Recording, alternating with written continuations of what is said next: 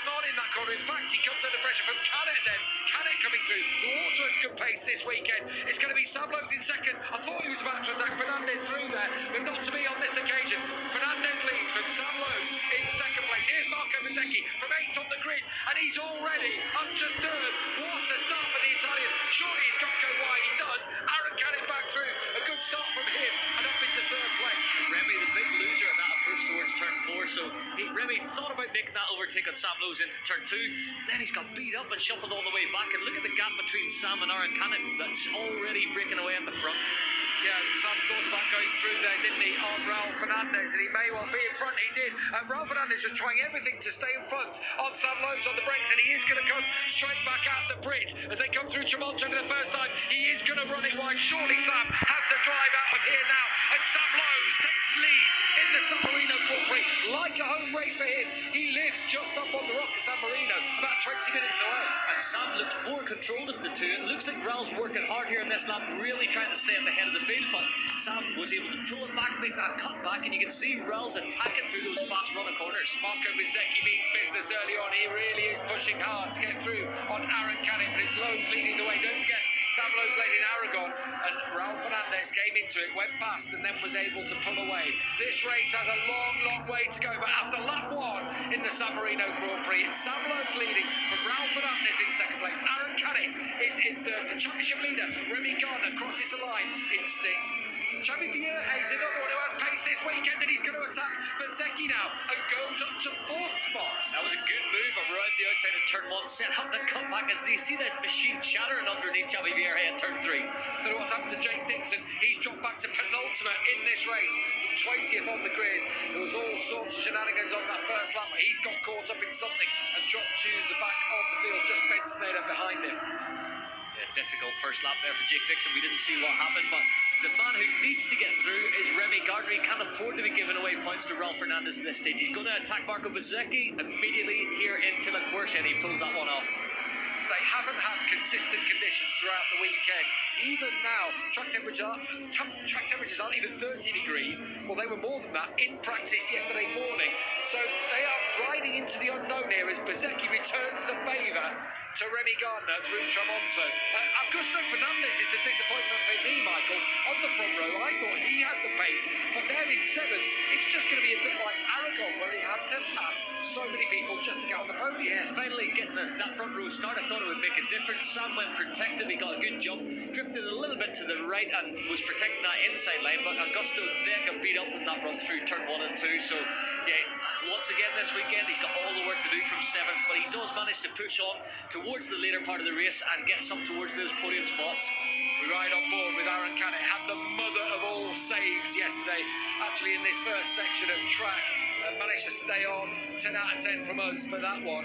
And he is the fastest rider on the circuit in 3rd place on the Bosco bike, but we are still waiting for rain to come. Perhaps not during this race, perhaps it's just a few spots in the air, but there will be a big thunderstorm at some point during the day today. Let's hope we get through and have 3 dry races after Moto3 went off without a hitch earlier. Yeah, it's not nice in the Moto2 category. Obviously there's no flag-to-flag scenario here. You come down pit lane, it does get stopped if there's enough rainfall. We had it last year, didn't we? We had a 2-part race and Ea Bastianini went on to win. Oh, and it's Simone Corsi who's gone down on the MV Augusta.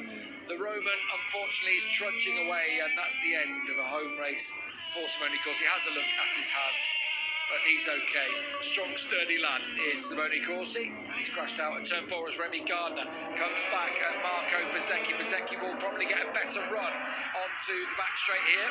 Bit of a block pass that time, just parked it, got it down the inside of Bezzecchi. Although Marco's got the run and the run towards Cavoni, thinks the better of it.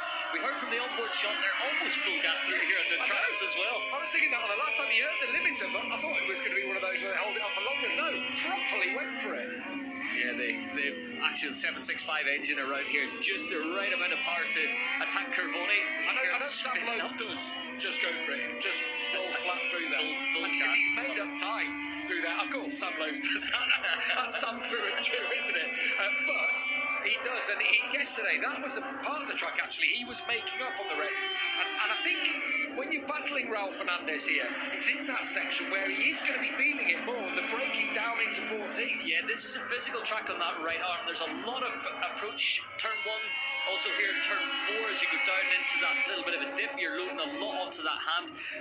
Even into Tramonto, I think it's a long kind of hold the brake scenario, but those 3 fast rights, so you go through Curve 1, then the approach all the way down to Carroll, you're putting low through that right hand, through the brake, and trying to modulate that throttle. So I think we're different from Aragon. It is a physical racetrack, but specifically on that right hand. So I think Raul will feel it towards the end of this race. Yeah, he definitely said as much to Natalie, didn't he, in that interview that he did yesterday evening. Then he had a crash right on to his right hand. I know he pulled it in, as Neil spotted. He pulled it right into his chest, but you're dropping in that right hander right onto his right hand, and if nothing else, that'll have sparked it. Yeah, you just see that approach towards Tramonto. The bikes are leaning a little bit to the right at about 15-20 degrees lean angle, so there's a lot of force through that right hand. So yeah, it is a physical track, and I think that's why also, as we see Johnny Deere onto the green paint, I was going to say that's why also Marc Marquez has struggled so much with the right arm around here, because the awkward nature of these turns. Here we come. Aaron Canet makes the move on Fernandez, and it is in that sector where you feel Fernandez isn't going to be quite as strong as some of the other riders.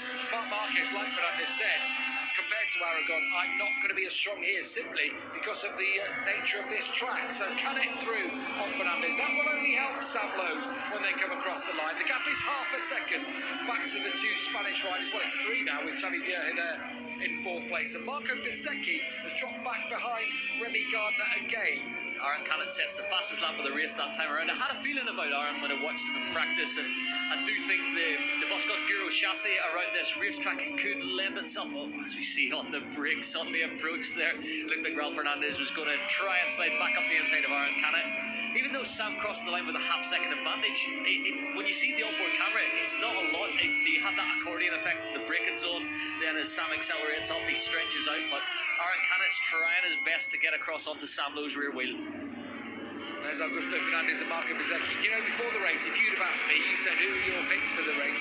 I'd have put these 2 in it. I really would have put them above anyone else. I thought they were the ones who, had the speed to go away at the front. Hey, there is still a long way to go in this race. We've seen races earlier this season when there's been tricky conditions, like Portimao, where things do seesaw. But as it looks at the moment, Bezzecchi and Augusto Fernandez, he has been absolutely brilliant again. Bear in mind, 2 weeks ago today, we'd broken his hand on the Friday. He had it operated on 2 weeks ago today, and yet here he is, about to take back-to-back wins. Aaron Canet, is he about to return the favour on Remy Gardner? A little bit wide in the end. He had to pick the bike up there, or he could have been skittling them both out. Yeah, Aaron Canet's not going to give this one to Remy Gardner. You can see he's lining that one up for a last corner manoeuvre into turn 14. He has no worries about championship points, and stealing another 4 off Remy Gardner, that won't affect Aaron Canet one bit. 1 lap to go in the San Marino Grand Prix. Raul Fernandez could be about to take his 6th victory of the season. Remy Gardner is closing all the time. He took a quarter of a second in sector 3. He took another 10th in the final sector. The gap across the line was 0.6 of a second. He was only 0.2 quicker on the previous lap. But remember, he had to make an overtaking manoeuvre. Is there a way for Remy Gardner to get it through? Surely it's got to be at turn 14, because he is closing all the time here, the Australian. What a first sector from Remy Gardner. He's took, I think, about 3/10 out of. That's impressive stuff. So he's not giving up right to the very last corner here. He could catch Raul napping, so Raul would have crossed the line, seen that gap on his pit board that was about 3/4 of a second, and all of a sudden that's just been halved. This one could end in tears. It's a fine line between a success and disaster in Moto2 as Remy Gardner closes in.